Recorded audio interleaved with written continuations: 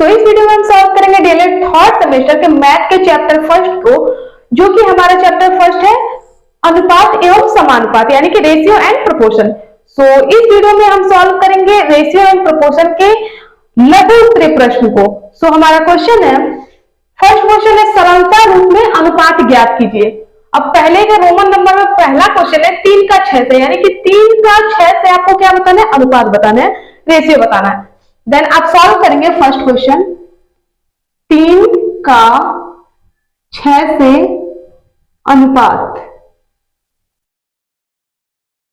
और आप इतना तो जानते हैं कि अनुपात मीन्स क्या होता है, पता है ना? अनुपात मीन्स होता है डिवाइड यानी कि बटा, यानी कि आपको अगर बोल दे कि ए संबंधे बी, तो इसका मतलब क्या है? इसका मतलब है ए डिवाइडेड बाई बी यानी ए बटे बी। यानी कि आपको अब यहां बोल दिया 3 का 6 से अनुपात बताएं, तो आप लिखेंगे इसलिए 3 का 6 से अनुपात बराबर 3 बटे 6, और आप इसको सिंपलेस्ट फॉर्म में करेंगे यानी सरलतम रूप में करेंगे तो 3 एक कम 3, 3 दूना 6 यानी 1 बटा 2। और अब जब आप अनुपात में इसे डिनोट करेंगे, दर्शाएंगे, देन आप लिखेंगे 1 संबंधे 2 यानी 1:2, जो कि हमारा आंसर है ना? बहुत छोटा सा क्वेश्चन। नेक्स्ट क्वेश्चन है कि वो भी लघु उत्तरीय का क्वेश्चन है, ख्याल कीजिएगा। सेकेंड क्वेश्चन है 12 का 3 से अनुपात बताएं, यानी 12 का 3 से अनुपात बराबर, जैसे आपने इसे सॉल्व किया देन सेम टू सेम इसी तरह इसको भी सॉल्व करेंगे। तो 12 बटे 3 और 3 चौका 12, 3 एक कम 3 यानी 4 बटा 1 यानी 4:1। यही हमारा आंसर है, कोई दिक्कत नहीं ना? और मैं बता दूं, मैं डीएलएड थर्ड सेमेस्टर के फर्स्ट चैप्टर से इसलिए सॉल्व कर रही हूं, वरना मैं तो मिक्सचर क्वेश्चन सॉल्व करती थी। मतलब जो क्वेश्चन जैसे मिलता गया सीरीज में मैंने सॉल्व करना स्टार्ट कर दिया। बट कुछ लोगों को कमेंट थे कि मैम ऐसा है कि चैप्टर फर्स्ट से स्टार्ट कीजिए आप और बुक से हो भी, तो मैंने सोचा क्यों ना बुक से ही सॉल्व करो, क्योंकि मैं सीरीज खत्म भी कर चुकी हूँ, कुछ 2-4 क्वेश्चन बचे हैं उसको भी मैं सॉल्व करवा दूंगी।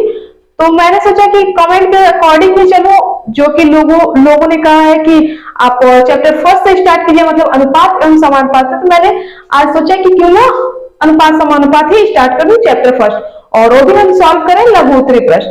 ओके, तो थर्ड क्वेश्चन है हमारा 60 पैसे का 5 रुपए से अनुपात बताएं। तो लिखेंगे आप 60 पैसे का 5 रुपए से, 5 रुपए से अनुपात बराबर। तो आप जानते हैं, पहली बात तो देखिए, अब आपको करना क्या पड़ेगा इसमें, यहां पर तो कोई आपको पैमाना मात्रक नहीं दे रखा था कि किलोमीटर में है कि मीटर में है कि सेंटीमीटर है कि, या मतलब कुछ भी, बट यहां पर आपको दे रखा है 60 पैसा और 5 रुपए। ऐसे केस में आपको क्या करना पड़ता है, जब एक पैमाना आपका, एक मात्रक जो है कि पैसा में और दूसरा रुपए में है, या एक मीटर में दूसरा सेंटीमीटर में, मतलब सेम ना हो, तो उस समय आपको या तो, अब देखिए आप पैसा और रुपया, या तो सबको रुपए में कन्वर्ट कर दीजिए या तो सबको पैसे में कन्वर्ट कर दीजिए, ये आपको करना पड़ेगा।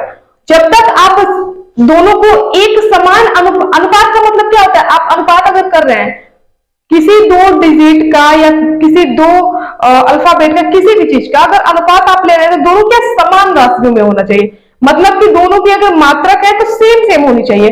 अगर 1 मीटर में है, अगर अंश का मीटर में तो हर भी मीटर में रहेगा, अगर अंश सेंटीमीटर में है तो हर भी सेंटीमीटर में रहेगा।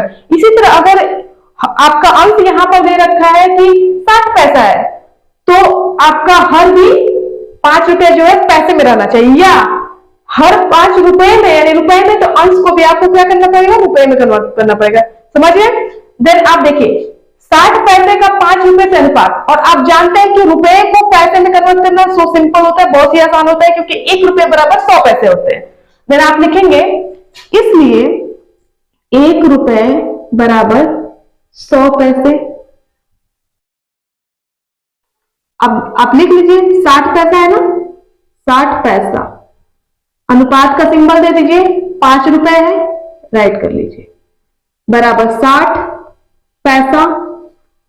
और आप जानते हैं 5 रुपए बराबर, अब इसको पैसे में कन्वर्ट करेंगे तो 5 और 1 रुपए बराबर क्या होता है 100 पैसे, इसलिए 5 रुपए बराबर 500 पैसे।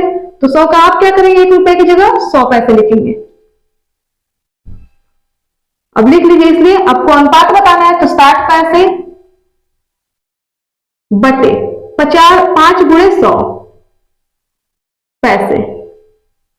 अब देखिए आपका पैसा से पैसा क्या हो गया कैंसिल हो गया, जीरो से जीरो कैंसिल हो गया। अब जो डिजिट बचा उसको कट करवाइए, 3 दूना 6 और 3 से नहीं 2 तिया 6 और 2 पांचे 10, क्योंकि ये तो 3 से 6 कट हो रहा था लेकिन 10 नहीं। आपको सेम डिजिट ऐसे टेबल को लेना है कि जो दोनों को कट करा सके। तो 2 तिया 6 2 पांचे 10।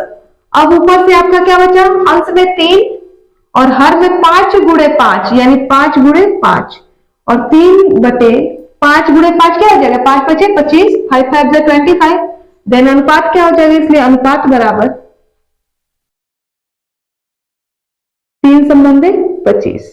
ये आंसर है आपका। इसको और अच्छे तरह से लिखना चाहते हैं तो आप लिख सकते हैं 60 पैसे का 5 रुपए से अनुपात बराबर लिख सकते हैं 60 पैसे का 5 रुपए से अनुपात बराबर 3 संबंध है 25। नेक्स्ट क्वेश्चन है पहले का चौथा क्वेश्चन। देखिए दिया 3 घंटे का 45 मिनट से अनुपात बताए, 3 घंटे का 45 मिनट से अनुपात बताए। तो लिखेंगे अनुपात बराबर। अब देखिए सेम आपका थर्ड क्वेश्चन के तरह भी यही क्वेश्चन है कि यहाँ पर आपको पैसा और रुपए दिया था तो आपने क्या किया आसानी के लिए 1 रुपये बराबर 100 पैसे, देन 5 रुपये बराबर 500 पैसे, बिकॉज आप 100 का मल्टीप्लाई साइड में करेंगे तो 500 आ जाएगा। इसी तरह आप 3 घंटे का 45 मिनट से अनुपात आपको बताना है। अब देखिए या तो सबको घंटे में कन्वर्ट कर दीजिए, तो 3 घंटा ऑलरेडी घंटे में है, 45 मिनट को या तो आप कन्वर्ट कर दीजिए घंटे में या फिर सबको मिनट में कन्वर्ट कर दीजिए। यहाँ 45 मिनट है तो इसको घंटे 3 घंटे को 45 मिनट में कन्वर्ट मिनट में कन्वर्ट कर दीजिए। देन आप जानते हैं 1 घंटा बराबर क्या होता है 60 मिनट 60 मिनट। तो आप आसानी के लिए क्या करेंगे लिखेंगे 1 घंटा बराबर 60 मिनट। इसलिए अब लिख लीजिए अनुपात बराबर आप लिख ही चुके हैं 3 घंटा अनुपात 45 मिनट। तो 3 घंटा, अब देखिए घंटा इसे हटाइए पहले आप, 3 घंटा 1 घंटा बराबर क्या होता है 60 मिनट होता है। तो 1 घंटे की जगह 3 मल्टीप्लाई ये आपका 1 घंटा बचा ना, तो 1 घंटे बराबर 60 मिनट। तो 60 मिनट अनुपात 45, ये मिनट है तो मिनट लिख लीजिए आप।